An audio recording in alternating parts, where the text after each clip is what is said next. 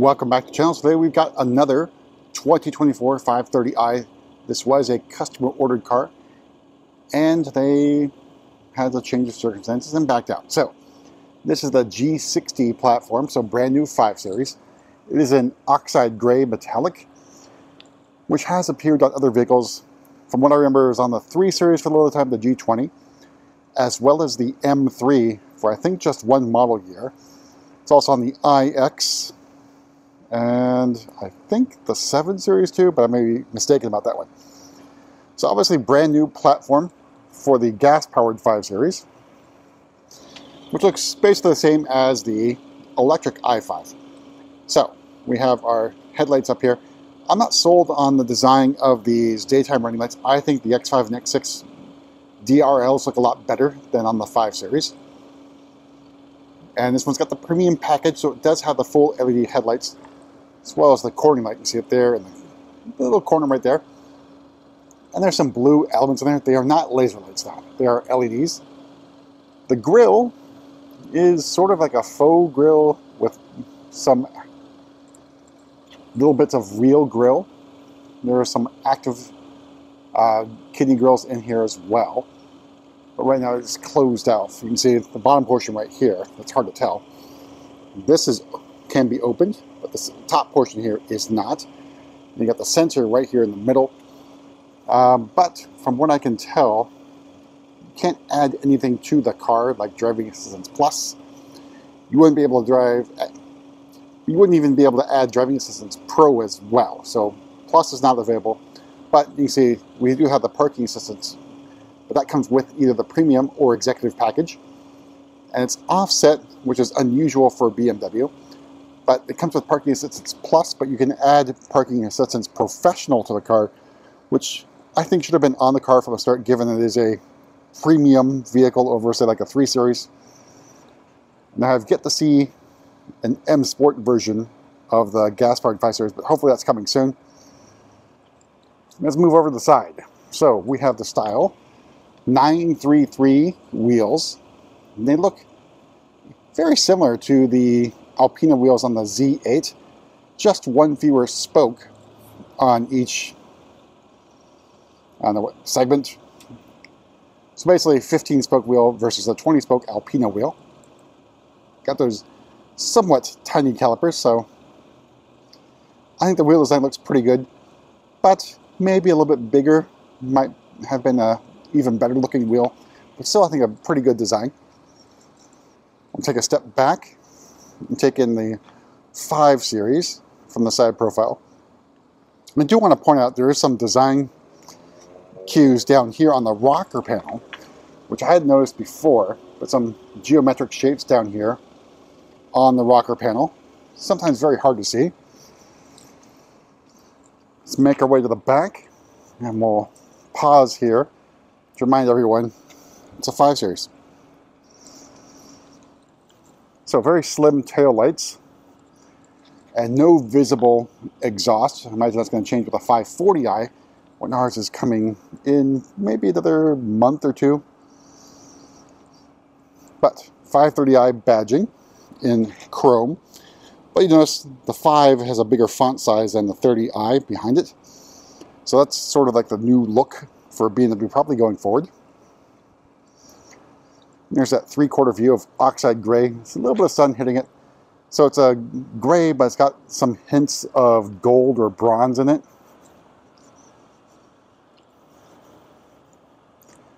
There's the rest of that side profile. Let's go on the inside, go over pricing and options. And the options are not numerous on this vehicle, at least as spec'd.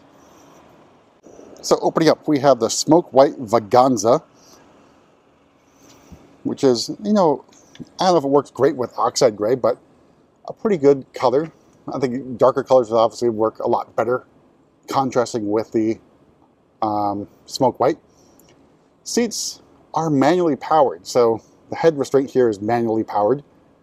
I quite haven't figured out why some of them do have it, and again, some of them have been minimally spec'd with Vaganza, and that's powered, but these ones are not. You have a manually powered crumb catcher and lumbar support down here and controls for the seats. Again, still a little curious why there's no door sill emblem here. It seems B&W sort of missed the mark by putting out their branding there. Alright, so on the inside we have our standard steering wheel, which is from the iX, so a hexagonal steering wheel. 2-spoke, which is a little bit on the unusual side for most steering wheels, but I think pretty good looking. Controls over here for cruise control, and you don't get it in terms of active cruise control, nothing on that. That can be added to the car. Shift paddles, and then in front of me, iDrive 8.5 live cockpit instrument panel. Heads-up display. And we got our rest of our iDrive 8.5 curved display. So you got your quick select stuff over here, which again can't be changed. So the Germans have determined what you want, and this is what you get. Not a lot of choice. And then you got your staging area, which can give you a little bit of extra things to look at behind you. Probably the most popular one's going to be the navigation. Then you've got quick access to heated seats and steering wheel, and if you have it equipped, ventilated seats as well, just by pressing the little icon right there. Always have access to temperature, and your climate menu does, of course, change. So the auto setup, I think, is much improved over iDrive 8, a little bit less confusing and less cluttered, a lot more intuitive, and I think it basically mimics what it was on the, say, iDrive 7 vehicles. Alright, so the trim, a little hard to see, is a dark oak gloss trim with dark silver accents. And no real interaction bar like it is on the... Alright, not much of an interaction bar like it is on the i5. But I think it's a much more clean look without the vents being really obvious. They're sort of built into the console. You have wireless charging built into the vehicle. Only this side works. This one, you think you would have it also on this side, but you don't. Got your cup holders and USB-C charging ports as well. Then we've got our drive selector nub, iDrive controller, so the newer iDrive controller. Takes a little bit of time to get used to, especially if you're coming from an older iDrive controller. Alright, so in terms of pricing, starting price of the 2024 530i is $57,900. The metallic paint adds another $650. Vaganza is included, and the premium package is $2550. So not too bad. So you get remote engine start, heated steering wheel, an interior camera, and full LED cornering lights, and full LED lights with cornering lights. Parking Assistance Plus really should be Pro, but you can add it. Heads-up display and natural interaction or gesture control. All this other stuff is included. And Harman Kardon is a standard sound system on the vehicle. You can add Bowers and Wilkins. But just a little bit over $62,000. So you could add Drive Recorder to your vehicle, since it does have the Parking Assistance package. So you can get that for $150. And Parking Assistance Pro for a nominal fee. But really, it should have came standard with that. Alright, so I noted on the review of the X1 there's Comfort Exit. You just noticed that it is also available on the 5 Series. But you do have to have the BMW ID logged in. So you have Comfort Exit. In other words, when you undo your seatbelt when parked, the seat will move back, allowing you for comfortable egress from the vehicle. Let's take a look at the back seat. Alright, so here's the smoke white Vaganza for the rear.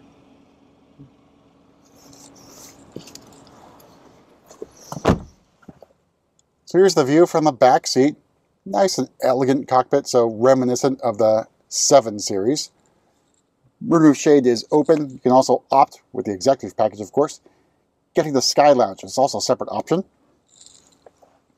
So there's no climate control in the back, but you probably could add it through individual. You can do so with the i5, option 4NB, $650.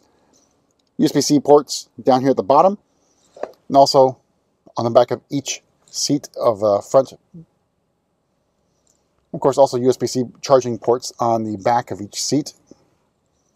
But knee room, leg room, really, really good. And headroom, not really an issue in the G60 5 Series. Alright, let's take a look at the trunk area. So we'll use our kick to open.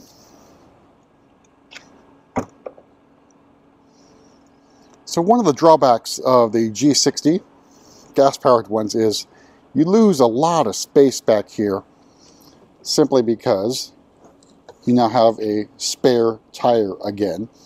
So going back to the days of the E60, I'm sure, it's a little bit of extra storage space, but you do lose a lot up here in terms of the floor. But otherwise decent, and you can also fold down those rear seats. All right, let's make our way to the front of the vehicle, pop the hood.